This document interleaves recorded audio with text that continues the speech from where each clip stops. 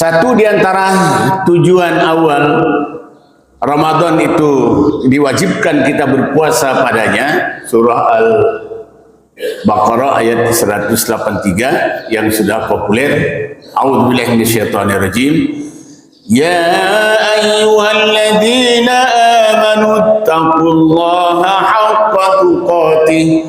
Ya ayyuhalladzina amanu kutiba alaikumus shiyam kama kutiba alal ladzina min qablikum la'allakum tattaqun.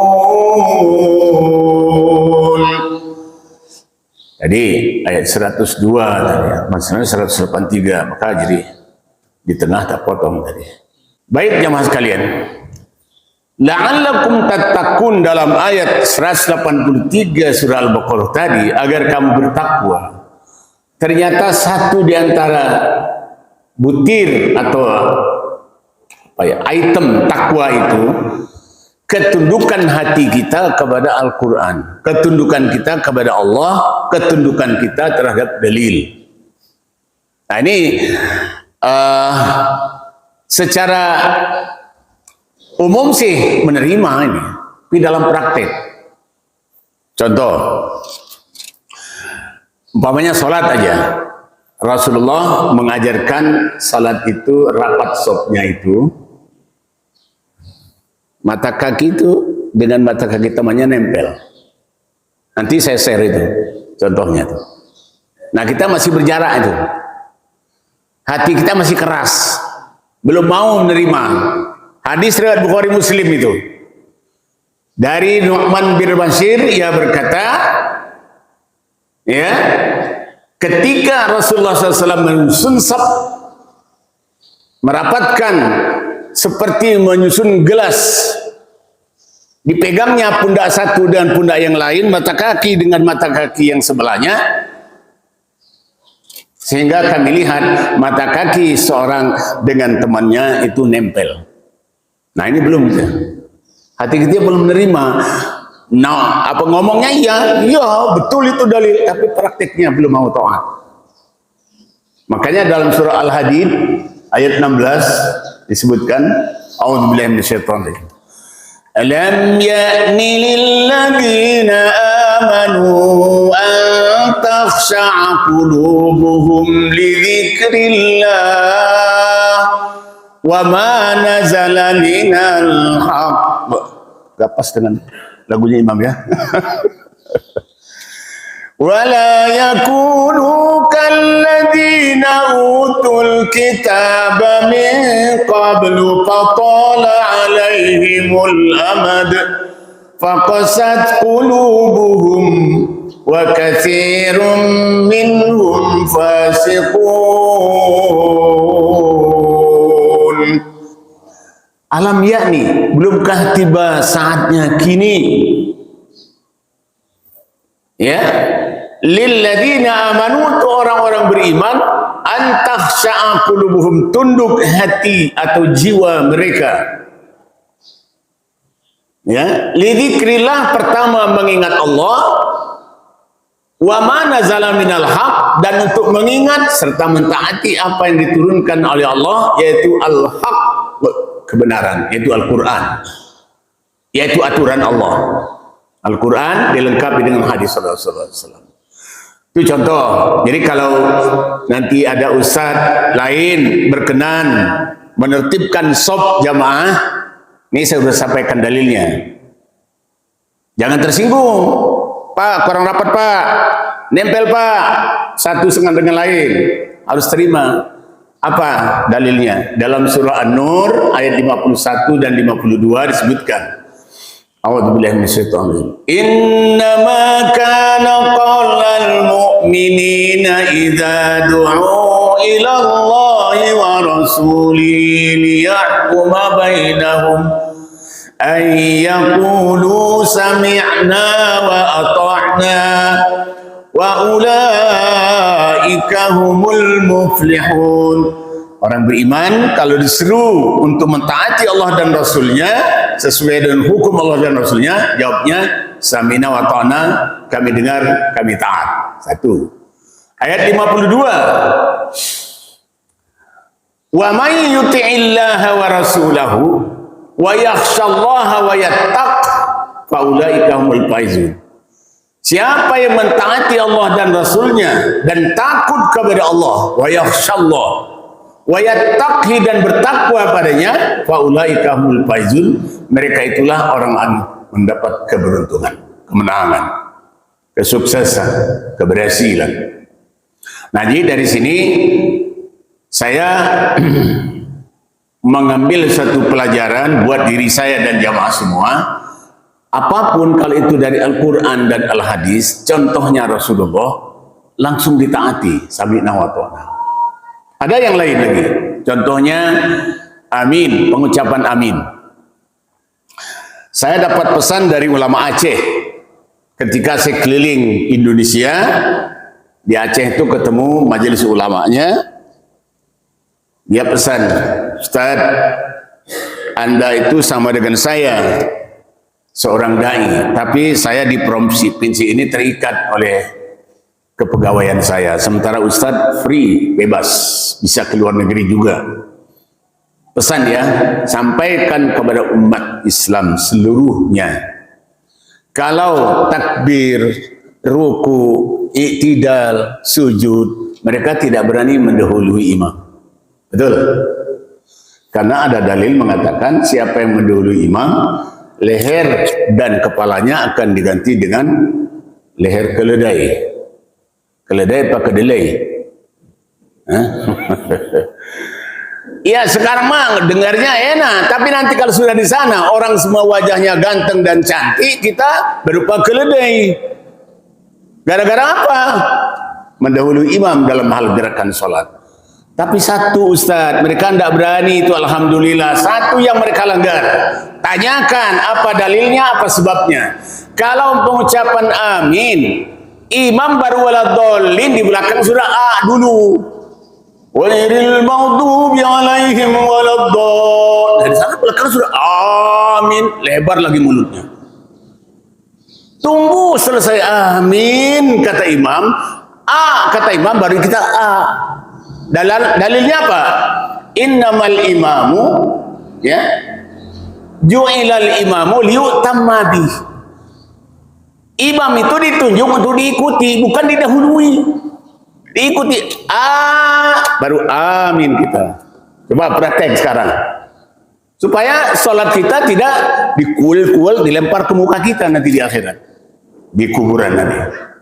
Ya, dengarkan saya dulu, jamaah ikut amin nanti ya. Oke, siap? Ghairil maghdubi alaihim waladhdallin.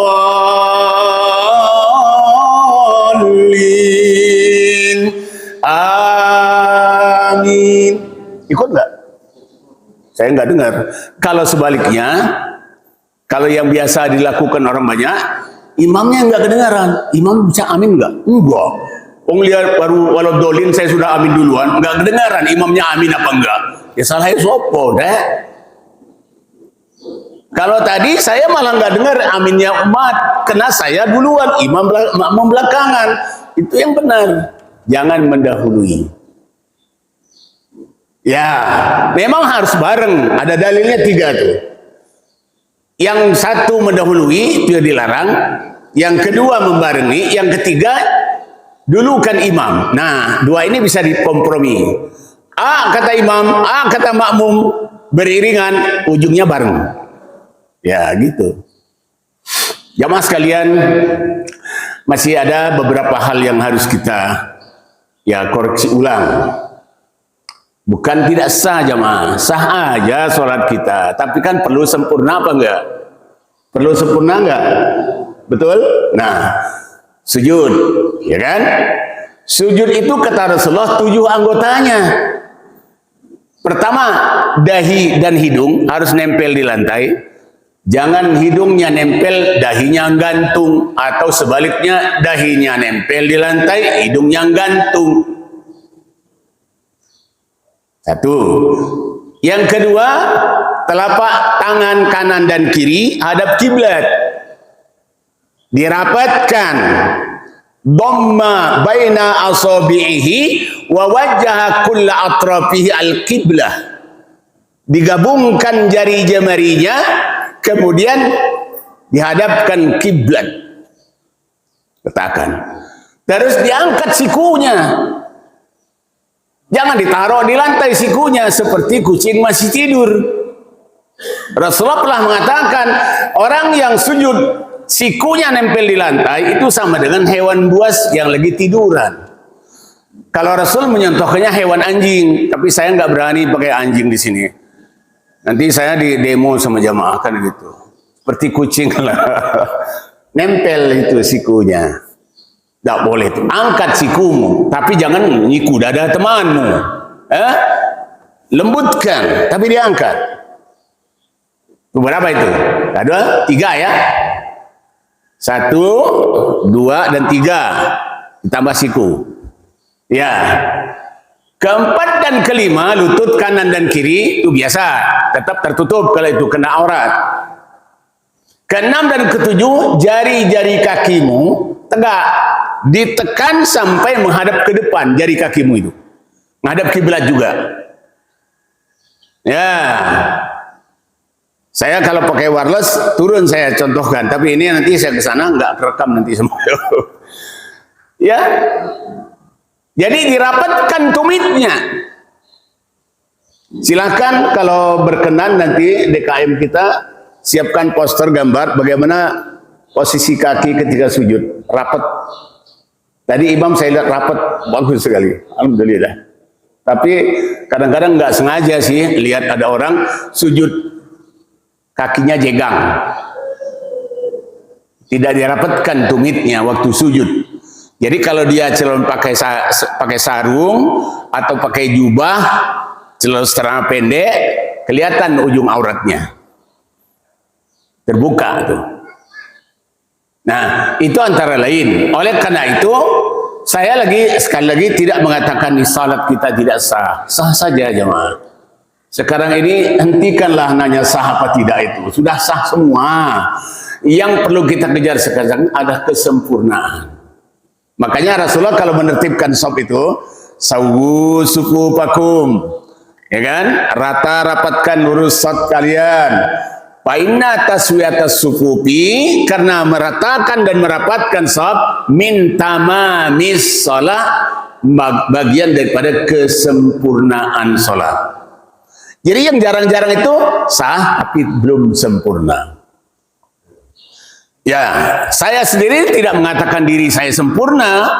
Sebab kalau saya mau rapat, yang sebelah menghindar. Dirapatin lagi menghindar, dirapatin lagi menghindar. Ada pengalaman saya malah pindah dia. Dirapatin menghindar, dirapatin menghindar, pergi dia ke shop lainnya. Waduh.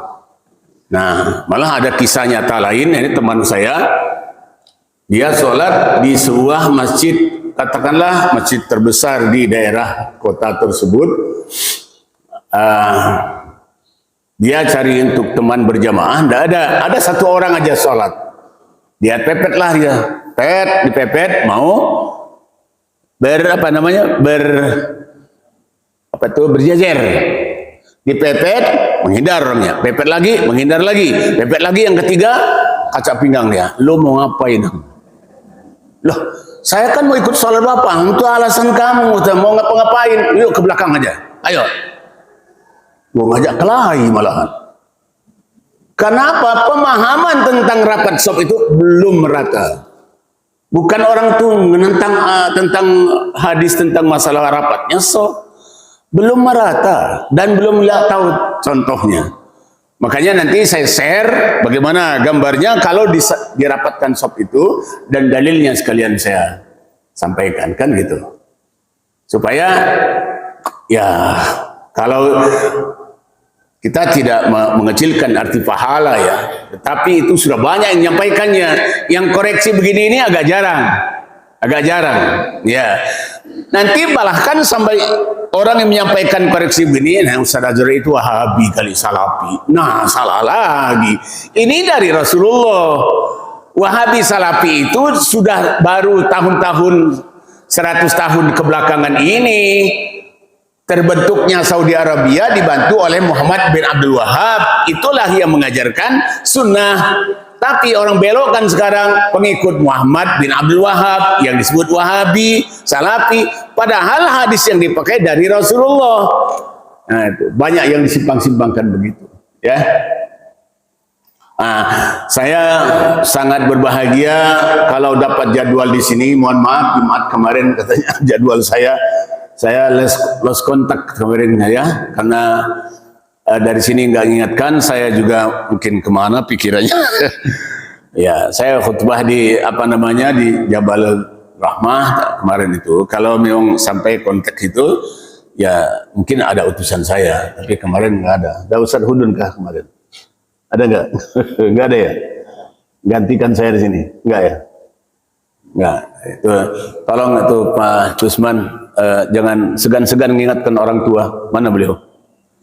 Ya, ingatkan terus. Sebab kalau nggak mengingatkan orang tua lupa kan gitu. Coba nanti kan rasakan, semuda-muda ini tua juga, baru tahu harus diingatkan terus kan gitu. Baru bawa kacamata dipakai, lupa dia, nanya sama anaknya, kacamata mana nak? Kacamata yang mana? Itu yang dipakai apa? Yang lain. Karena malu dia kan. Ini sebenarnya yang dicari. Yang lain yang mana? Gak ada lagi, bapak cuma satu kacamatanya. Lupa kan gitu. Oleh sebab itu, jamaah sekalian, saya ambil kesimpulan sekarang ini bahwa sebentar lagi kita menikmati ada malam-malam ganjil di 10 akhir malam. Sekarang tanggal berapa nih sudah? Ya, sebentar lagi masuk 17 Ramadan, diturunkannya Al-Quran, ada Lailatul Qadar, jangan lupa zakat fitrah. Paling tidak ada yang sangat signifikan harus kita rebut, kita raih itu kemuliaan Ramadan itu. Yang pertama adalah Syahrul Mubarak. Bulan Ramadan ini bukan bulan suci, tapi penuh keberkahan. Syahrul Maghfirah, bulan penuh ampunan.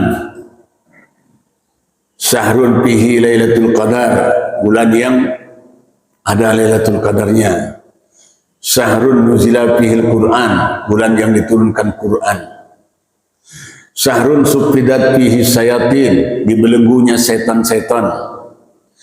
Syahrul futiha abwabul jannah, dibukanya pintu-pintu surga. Syahrul fihi zakatul fitrah, ada zakat fitrah. Kalau zakat mal bisa di Ramadan, bisa di bulan lain, tapi zakat fitrah hanya di bulan Ramadan saja.